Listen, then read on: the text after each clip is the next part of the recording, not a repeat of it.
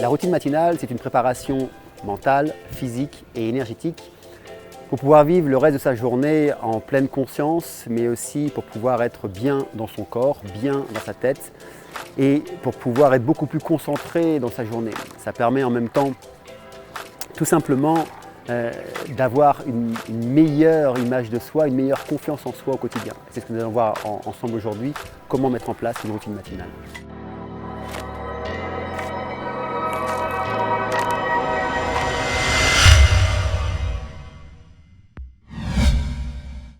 Bonjour, je m'appelle Mika Denisso, je suis le fondateur de Soul in the Mind et aussi le fondateur des deux académies de Self Mastery, la maîtrise de soi, et de Émergence spirituelle. Alors je me trouve aujourd'hui ici dans le lac du mont Batour, à 1200 mètres d'altitude, à Bali, là où j'habite.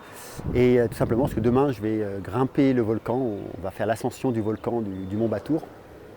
Et je profite d'être dans cet endroit magnifique pour un coucher de soleil, pour vous parler d'une routine matinale et vous proposer tout simplement comment mettre en place une routine matinale dans son quotidien et comment faire en sorte que cette routine puisse être faite dans toute sa longueur, mais aussi comment faire des micro-routines, puisque dans nos vies, parfois, on n'a pas 1 heure, ou on n'a pas 2 heures, ou 3 heures, comme moi je fais tous les matins, mais comment pouvoir réduire ça en quelques 30 ou 45 minutes pour pouvoir se préparer mentalement, psychologiquement et physiquement.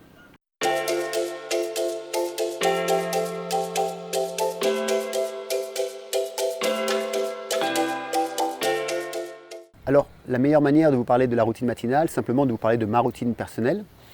Et la première chose que je fais en me réveillant, c'est prendre mon cahier de rêve et écrire mes rêves.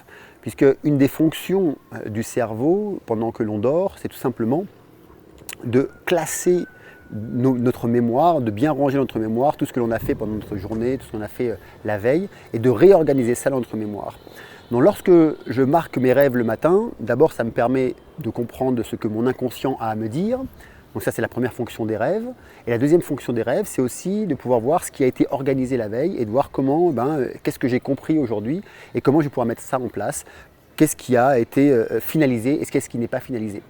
Donc tous les matins, dès que je me réveille, dès que j'ouvre les yeux, et ça c'est très, très important, c'est de noter vos rêves. Si vous voulez voir comment noter ces rêves et comment les décrypter, vous avez un petit lien en dessous de la vidéo ou alors qui doit s'afficher si vous êtes sur YouTube, juste au-dessus, et vous allez pouvoir télécharger un PDF que j'ai fait à ce sujet, c'est justement comment décrypter ces rêves.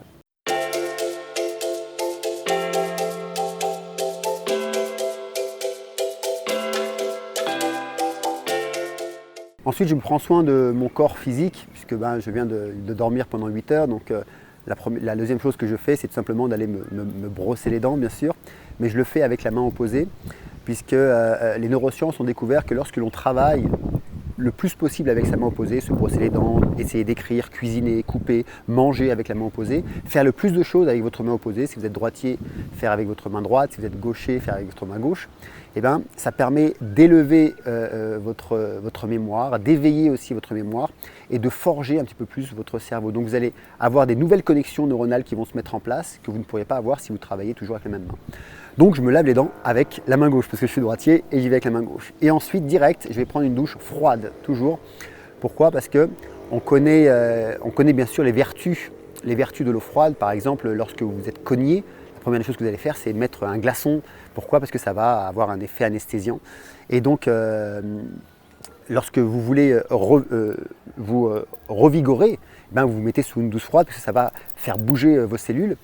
Donc du coup, la première chose que je fais, c'est que je me lave sous l'eau froide. Pouf, donc ça réveille bien sûr directement. Alors j'y vais d'un coup parce que je suis frileux. Et puis, je prends, quand je me lave avec du savon, je me lave avec la main gauche encore une fois. Donc, alors des fois, je fais tomber le savon, ça tombe par terre. Je suis pas, je sais pas me servir de mes deux mains correctement. Mais avec le temps, c'est vraiment, vous allez voir, au début, c'est un petit peu, vous allez être un petit peu gauche, comme on dit, ou un petit peu droit si vous êtes gaucher. Mais après, vous allez vite prendre la main. Et vous allez voir que petit à petit, ça va éveiller en vous de nouvelles idées, de nouvelles choses qui vont se mettre en place. Le simple fait de vous servir le plus possible de votre main opposée. Donc je le fais lorsque je me lave les dents, lorsque je me lave. J'essaie de le faire le plus possible lorsque je mange aussi ou lorsque je veux couper de l'alimentation. Et ça m'arrive parfois d'essayer d'écrire, mais là c'est vraiment très compliqué.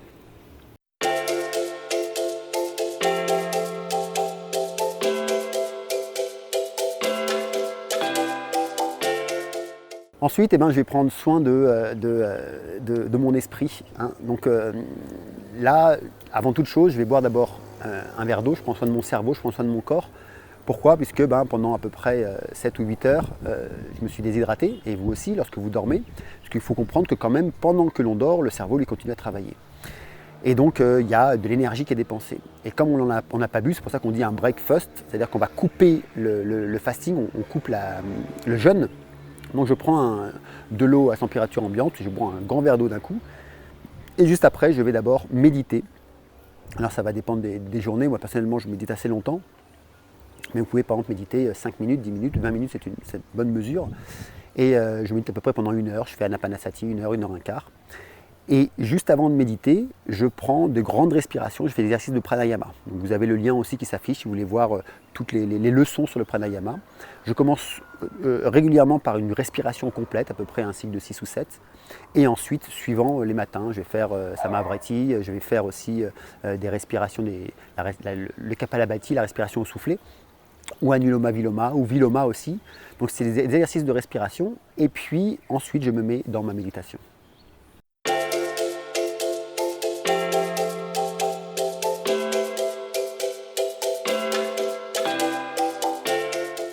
Lorsque j'ai fini de méditer, je fais un thé particulier. Donc j'aime bien tout ça pour pouvoir, d'abord c'est un anti-cancer, c'est un thé pour revivifier la mémoire, pour renforcer nos cellules. Donc dedans je mets du gingembre, je mets du curcuma, du nectar de palme, vous pouvez mettre du miel aussi, du citron, alors du citron vert si vous avez.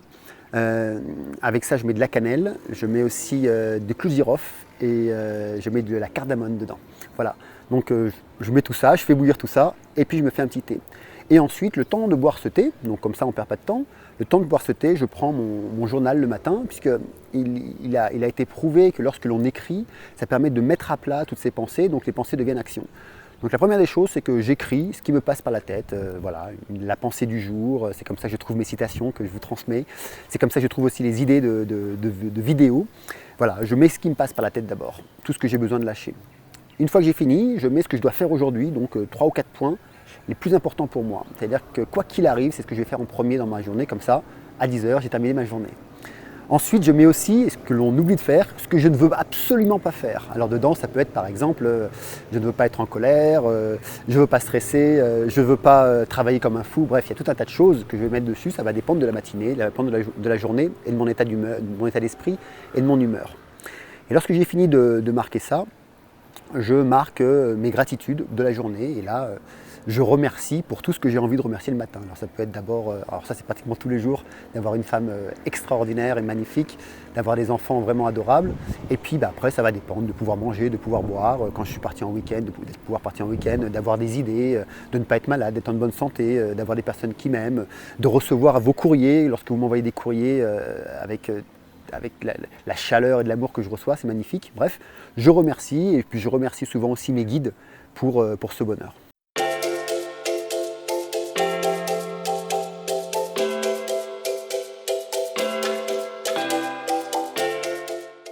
Voilà, donc une fois que j'ai terminé ça, ce que je fais, c'est que maintenant je vais prendre soin du body, prendre soin du corps. Donc là, je vais faire de l'exercice. Alors je fais d'abord de l'exercice intense. Ça va être à peu près entre 5 et 15 minutes suivant les journées. Où là, ça va être par exemple des abdominaux, travailler les pectoraux, courir, faire des sauts, bref, pour pouvoir faire travailler un petit peu le cardio et puis faire travailler tout le corps. Vous devez savoir que lorsque vous bougez, lorsque le corps bouge, le cerveau aussi lui bouge. Faites un essai, si vous sautez juste comme ça, pendant que je suis en train de sauter, juste là, voilà, vous faites ça tout simplement, vous pouvez le faire avec, en levant voilà, vos bras.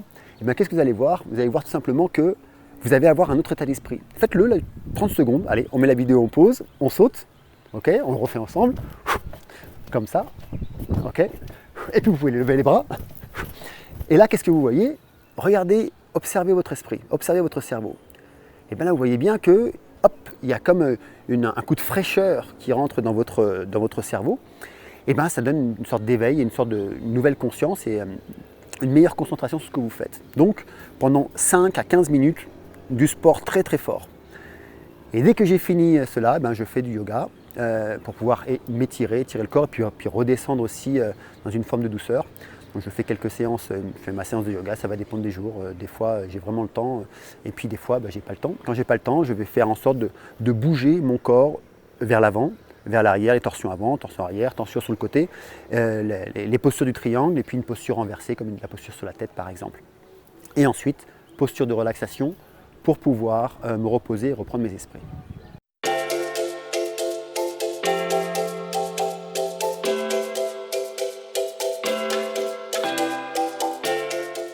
Ensuite, quand j'ai fini le yoga, là maintenant je vais prendre soin de mon mental et de ma connaissance. C'est-à-dire que je vais commencer à prendre le temps pour pouvoir apprendre quelque chose de nouveau. Alors ce que je fais, c'est que d'abord je me fais un smoothie le matin, un smoothie pour le cerveau. J'ai fait une formation de Jim Kwik. Et donc c'est très intéressant puisque on apprenait donc, par rapport aux neurosciences que certains aliments étaient très très bons pour le cerveau. Donc ce sont des aliments pour générer de meilleures connexions neuronales, de nouvelles connexions neuronales et pour renforcer les cellules du cerveau. Donc il existe en fait des médicaments pour ça, j'ai plus le nom, je vais essayer de le trouver puis vous le mettre dans en dessous de la vidéo. Mais il y a eu des expériences qui ont été faites, c'est qu'avec certains aliments, il était possible d'avoir exactement les mêmes effets que ce médicament. Donc du coup, je me suis mis à ces aliments, c'est un smoothie avec de l'avocat, avec du chocolat noir, avec du curcuma aussi dedans. Je mets de la cannelle, des noix, je mets des graines de myrtille qui sont dessus, je mets de l'huile de coco aussi dedans. Et puis je mélange tout ça. Et alors vous pouvez mettre aussi du nectar de palme ou du miel. Je mélange le tout et hop, je bois ça. Et pendant que je bois ça, ce que je fais, je vais tout simplement prendre du temps pour pouvoir lire un livre, enfin continuer à lire un livre ou apprendre quelque chose de nouveau. Et en règle générale, ça va durer entre 15 et 20 minutes. Voilà, et une fois que j'ai terminé, je suis prêt à commencer ma journée. J'ai à ce moment-là eu une bonne connexion avec mon corps, avec mon cerveau et avec toute la partie énergétique de mon être. Et donc j'ai en plus appris quelque chose de nouveau et puis j'ai donné à la nourriture à mes cellules, c'est-à-dire de l'oxygène, de l'eau, du thé et puis des smoothies.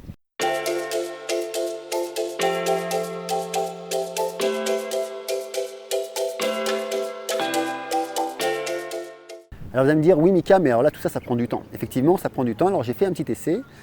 J'ai plusieurs versions. J'ai la version normale qui me prend à peu près 3 heures. Donc moi je suis quelqu'un qui me lève de très bonne heure, entre 3h30 et 4h. Donc quand je me lève à 3h ou 3h30, ça va très bien, c'est jusqu'à 6h du matin, 7h. Après vous pouvez faire cette même version, alors je vais vous les mettre sous la vidéo, je vais mettre toutes les durées. J'ai la même version qui dure 1h45, donc j'ai réduit de 2 fois. Et puis j'ai une autre version qui dure 1 heure, tout simplement, pile 1 heure. C'est exactement la même chose, mais sur 1 heure. Et à partir de là, vous êtes prêt à 1 heure de votre temps le matin. Vous êtes prêt à pouvoir attaquer votre journée en étant remonté au maximum. Alors bien sûr, vous avez bien entendu que pendant toute cette durée, il n'y a pas de téléphone, il n'y a pas d'ordinateur.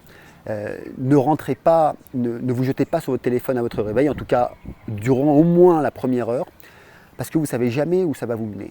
Lorsque vous allez ouvrir votre mail ou ouvrir un message, regarder un post, il suffit qu'il y ait une question qui vous soit posée ou quelque chose qui vous dérange. Vous allez emmagasiner des choses vraiment très difficiles. Et puis vous allez les garder pendant toute la journée.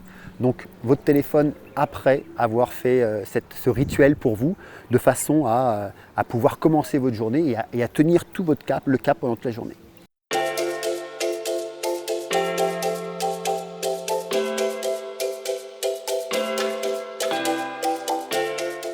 Ensuite, durant la journée, je fais des petits rappels, c'est-à-dire que lorsque je travaille, je fais des petites pauses à peu près toutes les heures. Et pendant ces heures, je fais des micro-méditations, c'est-à-dire juste 1 minute où je vais fermer les yeux. Je vais inspirer fortement pendant 1 minute, je vais rester vraiment concentré. Vous avez le lien aussi en dessous de la vidéo ou quelque part au-dessus, si vous êtes sur YouTube, qui vous montre les micro-méditations. Et puis je bois de l'eau et je bouge, donc ça prend 2-3 minutes. Donc je fais des pauses toutes les heures, où pendant 2-3 minutes, je vais rappeler ce rituel pendant toute la journée. Ce qui permet en fait que toute la journée, le corps est reboosté, le mental est reboosté, l'énergie est reboostée, et puis vous avez un regain d'énergie du matin au soir, ce qui fait que vous n'êtes jamais fatigué vraiment. Et jamais vous direz « Ah là là, je suis fatigué de travailler ». Parce qu'on n'est pas fatigué de travailler, on est fatigué parce qu'on gère mal notre respiration, on gère mal notre alimentation et on gère mal notre condition physique.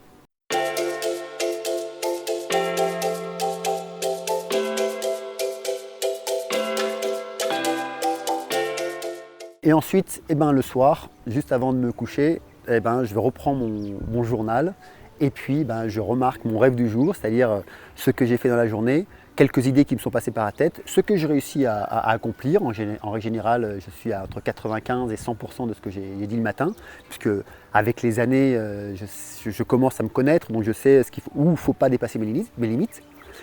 Et puis, je remarque encore mes gratitudes de la journée, c'est-à-dire j'ai toujours rencontré des gens, parlé avec des gens, ce que chaque personne que j'ai rencontrée m'a apporté et ce que j'ai apporté. Et puis je marque aussi en bas, qu'est-ce que je peux faire pour pouvoir m'améliorer demain, pour être dans une meilleure condition physique et mentale et énergétique. Et qu'est-ce que je peux faire pour apporter aussi ma contribution aux autres.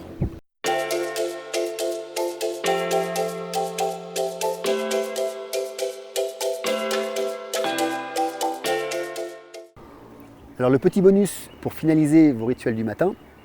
Alors si vous me suivez, vous connaissez Ajahn Chah. Ajahn Chah, c'était un maître bouddhiste en méditation, un maître thaïlandais. Et il racontait à ses disciples que si vous voulez apprendre la méditation et apprendre la concentration, la première chose que vous devez faire, c'est d'apprendre à faire votre lit. Vous allez me dire, ouais, Mika, mais quel rapport avec le rituel du matin? Tout simplement, c'est que si vous pouvez faire votre lit le matin à votre réveil, alors moi je ne peux pas le faire à mon réveil parce que ma femme est dehors, elle ne se lève pas à la même heure que moi, mais je le fais une fois qu'elle est levée. Donc, lorsque je fais le lit, lorsque vous faites votre lit, qu'est-ce qui va se passer? Il va se passer que vous allez élever une sorte de confiance en vous, parce que vous allez commencer votre journée avec une victoire, avec quelque chose de bien. Puisque lorsque vous avez fait votre lit, vous allez voir, c'est beau, c'est joli. Si en plus, comme nous, vous mettez des petites fleurs sur votre lit, c'est joli. Quand vous rentrez le soir, vous allez voir ces petites fleurs, vous allez voir, c'est magnifique. Et puis, il y a un environnement sain, en tout cas dans votre chambre. Il faut savoir que votre chambre, c'est quand même un des lieux sacrés pour vous. Donc, commencez la journée par faire votre lit. Ça vous mettra dans une dynamique beaucoup plus sereine. Ça vous permettra de commencer votre journée avec tout simplement quelque chose de bien, avec une victoire. Et ça permettra que lorsque vous allez rentrer chez vous, vous allez voir que votre chambre est propre, donc pour pouvoir vous accueillir pour dormir à nouveau. Voilà, donc j'espère que cette vidéo vous a motivé à commencer un rituel du matin. Et si vous en faites déjà, peut-être de l'améliorer. Donc bien sûr, ce n'est pas à reprendre à la lettre exactement, mais c'est juste pour vous inspirer, pour voir comment est-ce que vous pouvez mettre en place un rituel du matin. Faites un rituel sur une longue durée, mais apprenez aussi à le faire sur des petites durées ou sur des micro-durées. Moi, par exemple, comme vous allez voir sous la vidéo, j'ai écrit plusieurs durées, entre 3 heures, 1h45 et 1h05. Je peux même faire ce même rituel à peu près pour 45 minutes, ce qui permet que chaque jour, il n'y a pas d'excuse, en tout cas pour vous, pour pouvoir commencer votre journée. De la même façon que vous devez tout simplement manger, que vous devez boire, de la même façon que vous devez aller travailler pour gagner de l'argent, pouvoir payer vos impôts, votre vie et payer à manger, considérez votre rituel du matin comme une action obligatoire que vous devez faire pour pouvoir être en bonne santé mentale, physique et énergétique. Ce qui permettra de vivre sûrement plus longtemps, de vivre en meilleure santé, de vivre joyeux et de partager de l'amour et de la contribution autour de vous. Voilà, sur ces belles images du lac Batour ici à Bali, je vous dis à la semaine prochaine pour continuer à apprendre, évoluer et partager ensemble. Mais avant toute chose, n'oubliez pas, mettez un petit j'aime si ça vous a plu, commentez sous cette vidéo et racontez-nous vos rituels du matin. Et puis, si vous n'êtes pas abonné à la chaîne, abonnez-vous à la chaîne, appuyez sur la cloche pour recevoir les notifications et partagez cette vidéo si vous pensez qu'elle peut intéresser quelqu'un. Sur ce, je vous dis à la semaine prochaine. Au revoir.